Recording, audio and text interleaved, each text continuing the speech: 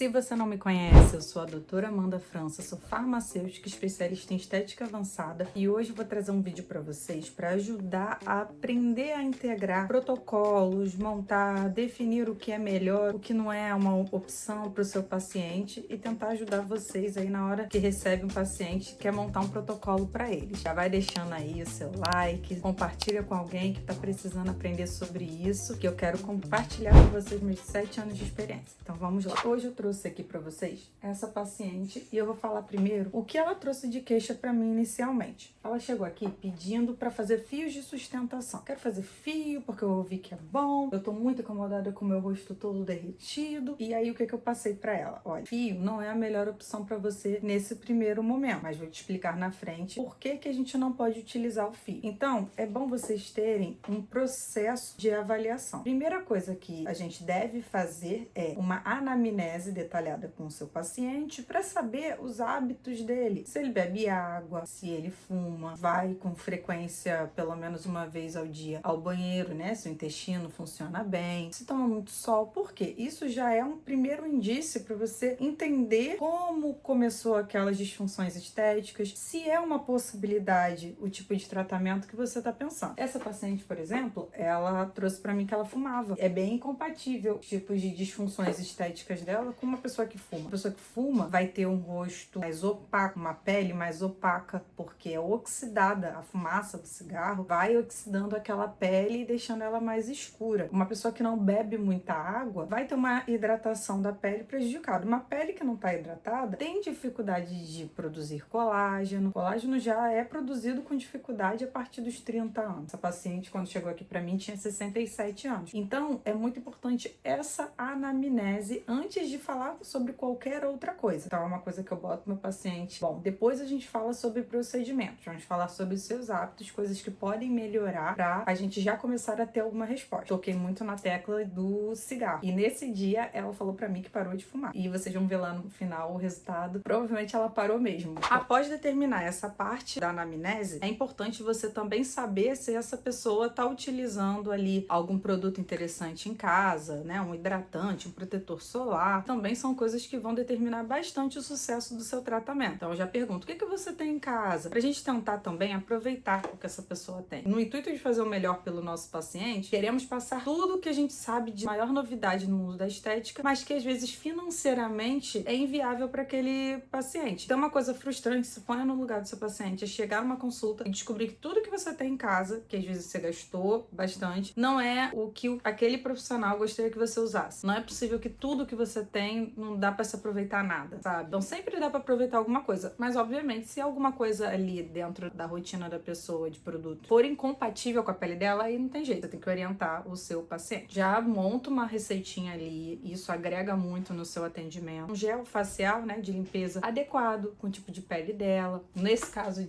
desse tipo de pele, era uma pele muito seca, muito desidratada. Entenda, pele seca tem a ver com a produção de óleo. Pele desidratada tem a ver com a hidratação. São parâmetros diferentes. No outro vídeo eu posso falar mais sobre isso. Então, era uma pele muito seca que precisava, né, de uma untuosidade, precisava de uma carga de óleo naquela pele e também desidratada, precisava de uma carga de hidratação. Prescrevi para ela ali um hidratante, continha mais óleo na formulação dele para trazer essa untuosidade. Falei que ela tinha que beber mais água, né, obviamente, e também prescrevi um nutracêutico à base de ácido hialurônico, ativos que pudessem ajudar a trazer mais água também para a pele dela. Já foi aí uma outra parte do protocolo. Agora vamos às queixas que ela me trouxe mais especificamente e o que eu observei de disfunção estética. Vamos olhar o rosto como um todo. A gente já falou sobre esse aspecto de pele mais ressecada, mais craquelada. A gente vai observar esse aspecto de derretimento, né? Esse efeito que vai tudo se acumulando, a pele vai se acumulando aqui embaixo, que é uma coisa que quase todos os pacientes de pele madura vão chegar no seu consultório reclamando. Agora vamos olhar no detalhe. Olhando no detalhe, vamos olhar de cima, né? Terço superior para baixo, terço médio e terço inferior, né? Porque o nosso envelhecimento vem sempre de cima para baixo, de acordo com a gravidade incidindo sobre nós. Vamos falar sobre o terço superior, que vai contemplar a testa, né? E a pálpebra superior, né? Toda essa parte daqui da têmpora para cima. Muitos poros dilatados, linhas marcadas na glabela, na fronte também. Isso aqui são linhas de expressão, né? De fazer uma movimento de assustada, vai marcando ao longo dos anos, já que ela não fazia botox, e então ela não preveniu. Aqui também esse movimento do prócero e do corrugador na glabela vai fazendo essa ruga vertical que forma o 11, mas ela não apresenta a ruga horizontal, que normalmente viria aqui, que é mais forte nela são os corrugadores, que é esse grupo de musculatura aqui. Então, o que a gente pode prescrever para a área de testa dela, de acordo com essas disfunções? Inicialmente, o botox, a toxina botulínica, para relaxar essa musculatura e ajudar com que essas rugas não fiquem mais profundas. Porém, o que ela vai observar no resultado, e isso muita gente erra: só o botox nessa pele não vai dar um resultado tão efetivo, porque as rugas ainda vão permanecer, porque botox não serve para ruga estática, aquela ruga que já está marcada, ele só ameniza, e no caso dela estava muito profundo, só ia amenizar. Então a gente faz o botox para relaxar, né? Obviamente ele é necessário. E uns 7 dias depois que você fez o botox, que ele já deu uma relaxada ali naquela musculatura, a gente entra com um fio liso de PDO. Por quê? Esse fio liso, quando a gente bota ele dentro da ruga e também faz alguns cruzamentos desse fio, né? A gente pode botar ele assim, pode botar ele assim. E aí você vai fazendo uma trama, como se fosse a gaze, que são vários fios entrelaçados. Ele, a longo prazo, vai fazer o estímulo de colágeno nessa pele, e quando a gente estimula colágeno, é uma fibra, a tendência é ir preenchendo naturalmente aquele tecido e deixando mais firme. E a curto prazo, né, no momento que você insere o fio, por ser um material sólido, a polidioxanona, né, que é o PDO, vai preenchendo essa ruguinha. Então você vai tendo um efeito tanto a curto, mas principalmente a longo prazo, de melhora, né, de tratamento dessa região. E por que não optar pelo bioestimulador injetável ou pelo ácido hialurônico? Porque são procedimentos, né, produtos perigosos para utilizar nessa região. Tem a artéria facial, né, assim como passa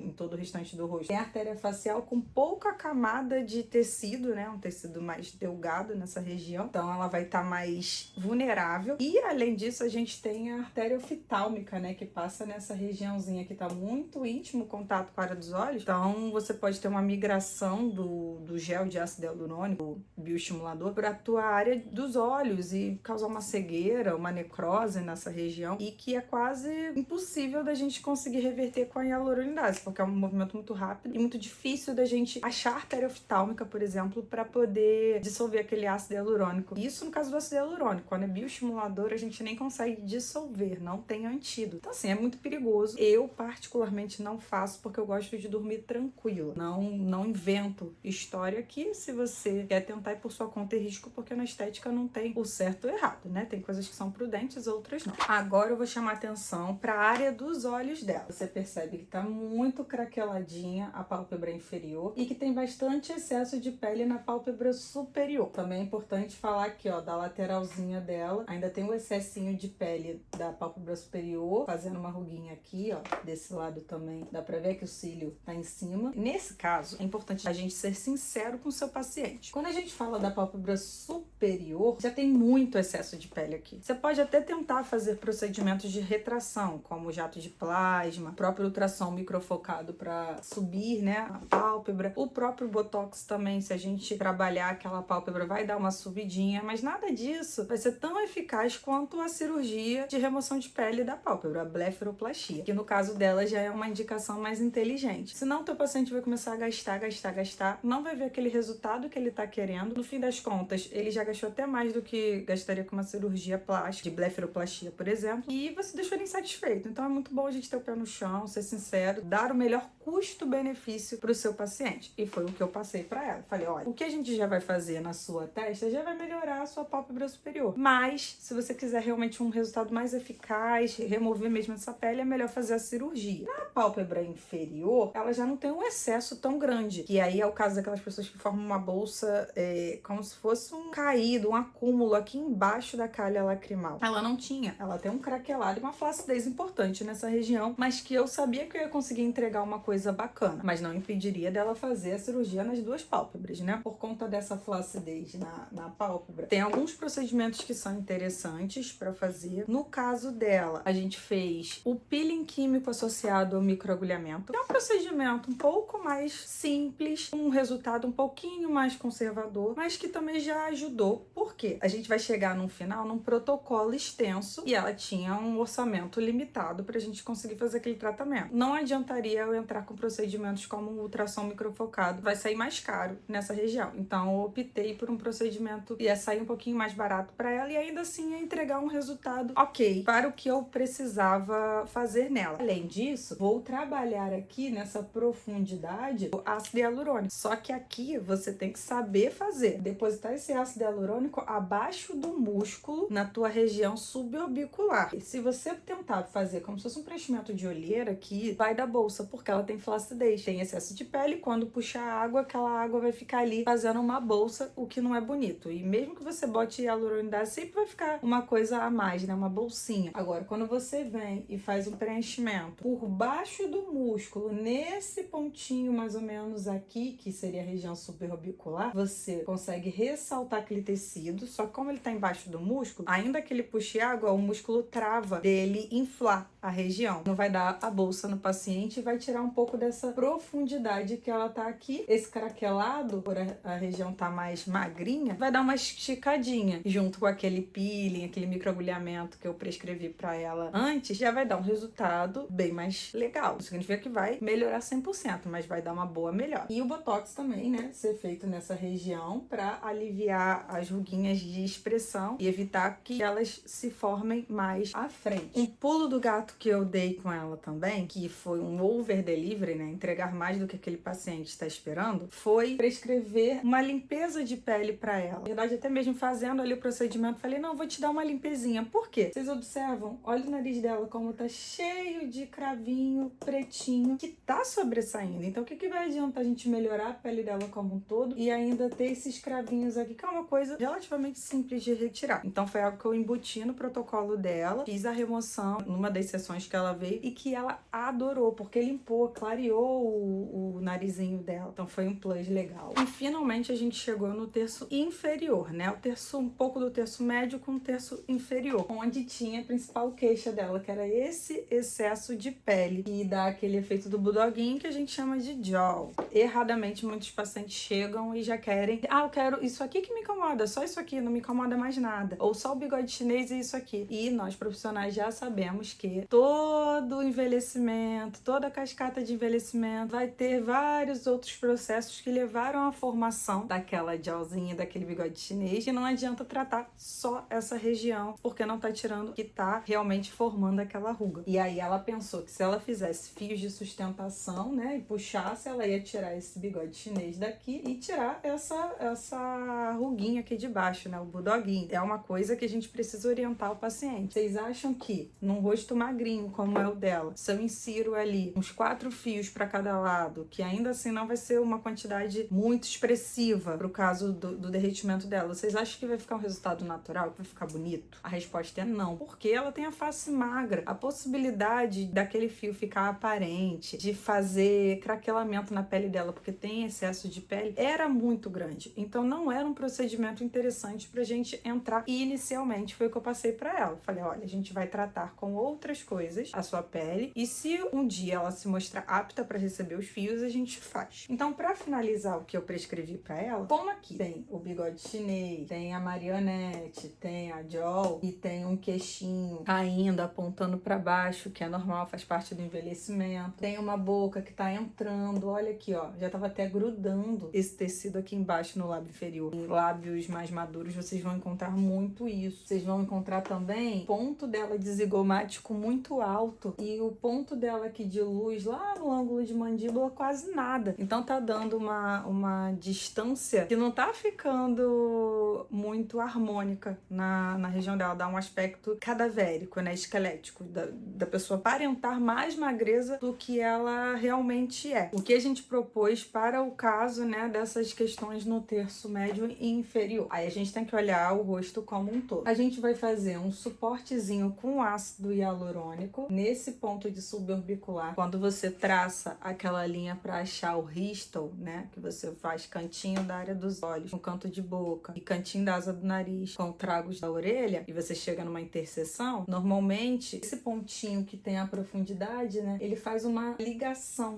com essa interseção. Ele vem daqui assim e faz aquela linha mais profundinha aqui que vai dar aquele cansaço. processo, aquele derretimento, o ponto que você vai fazer do suborbicular para entregar um levante sem a pessoa ficar bochechuda, sem a pessoa ficar com bolsa de olheira, é mais ou menos nesse ponto, é onde você vê que ele tá logo abaixo da cália lacrimal, um pouco acima da interseção daquelas linhas que você cruza para fazer o risto. Então, foi mais ou menos aqui que eu fiz, é aqui que eu fiz. Isso já diminuiu a olheira e já deu um levante na bochechinha dela. Ela já tem um volume de bochechinha aqui um pouquinho maior por conta do zigomático dela e por conta dessa diferença com a linha de mandíbula. Eu não trabalhei nada em cima do zigomático dela, para não dar aquele aspecto de malévola. Então, a gente traça uma linha imaginária do zigomático para dentro, que é onde, ó, você vê a profundidade. Então, trabalhei ácido hialurônico aqui, ácido hialurônico bem naquele ponto que a gente traça do risto, que agora falam que não é risto ali, mas enfim, acho que vocês vão entender onde é. Então, esse pontinho aqui medial, esse pontinho do suborbicular, só de fazer esse ponto você já tem uma elevação bem legal dessa região. Fiz o pontinho aqui do ladinho da asa do nariz, faço com cânula, nada disso eu faço com agulha, tudo é com cânula. Esse pontinho aqui também para já dar um suporte, porque a gente tem muita reabsorção óssea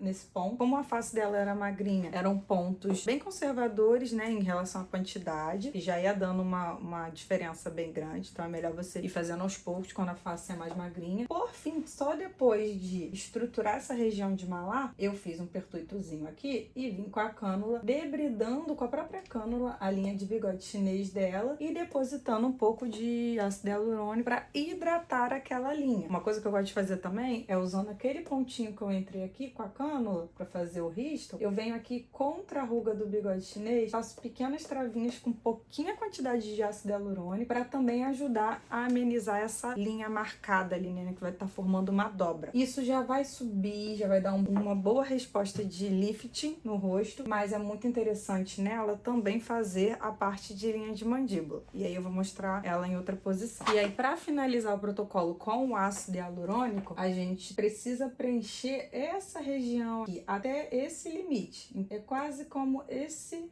formato.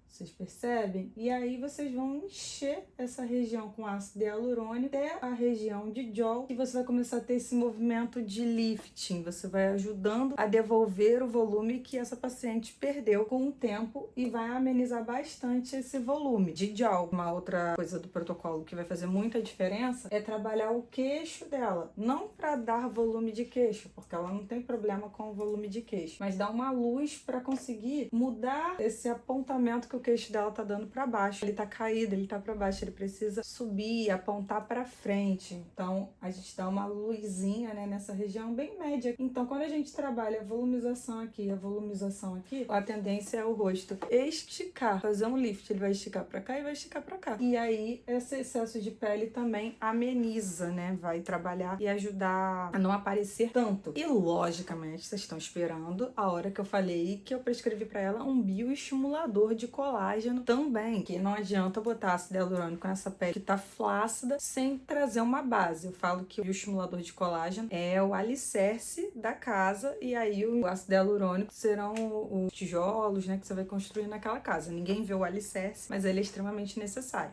E pro caso dela, eu prescrevi o bioestimulador PLLA, o ácido polialilático, que tem a capacidade de dar um pouco de volume. Então ele já me ajudou a volumizar um pouco a face. Eu fiz ele antes do preenchimento, mandei ela preencher um mês depois, pra gente já ter um pouquinho de resultado daquele bioestimulador. Ele já tinha ajudado bastante na região lateral para trazer esse efeito. Tomei cuidado com o zigomático para ele não ficar mais alto. Trabalhei a têmpora dela também. Com o ácido hialurônico, eu também fiz alguns a mais naquela têmpora. Eu gosto de fazer diluído com a cânula, então diluo com soro o ácido hialurônico para não ter uma carga forte de produto ali. Vou bem aos pouquinhos mesmo, dando uma volumização nessa região e tirando esse afundamento. E a gente fez, logicamente, o lábio dela com 2 seringas de ácido hialurônico. Para quem já faz, sabe que um lábio maduro como esse, primeiro ml vai praticamente sumir. Então, fiz 1 ml na primeira sessão. Uns 20 dias depois, a gente fez mais 1 ml. E acho que vocês estão curiosos para saber o resultado dela. Esse foi o primeiro resultado que a gente teve com ela, a primeira leva de procedimentos. Vou botar aqui na descrição o que a gente fez nessa primeira leva. leva. Mas olha como melhorou. Melhorou bastante a linha do bigode chinês. A jaw amenizou bastante. A olheirinha dela. A testa é um resultado que a gente precisa ver a longo prazo. Porque aqui foi só o efeito do Botox. Vocês veem que amenizou, tem um cabelinho aqui na frente. Amenizou, mas não sumiu. Então, a longo prazo que a gente conseguiu melhorar mais ainda a testa dela. Mas eu achei importante trazer esse primeiro resultado porque eu não fiz absolutamente tudo de uma vez nela, que ela realmente precisaria. Porque pelo custo desse tratamento, ela não conseguiria absorver. Então, é importante a gente elencar que vai ser o mínimo necessário para entregar um resultado para aquele paciente que ele possa pagar e ver resultado, para depois ele querer continuar com você. Foi exatamente o que eu fiz com ela. Então, a gente trabalhou o lábio, a gente trabalhou o bigode chinês, a gente trabalhou principalmente essa profundidade que ela tinha aqui, foi o que impactou mais. A gente trabalhou o Botox e o preenchimento nessas regiões aqui. E vocês me digam, vocês gostaram do resultado? Vocês gostaram desse protocolo? Vocês fariam diferente?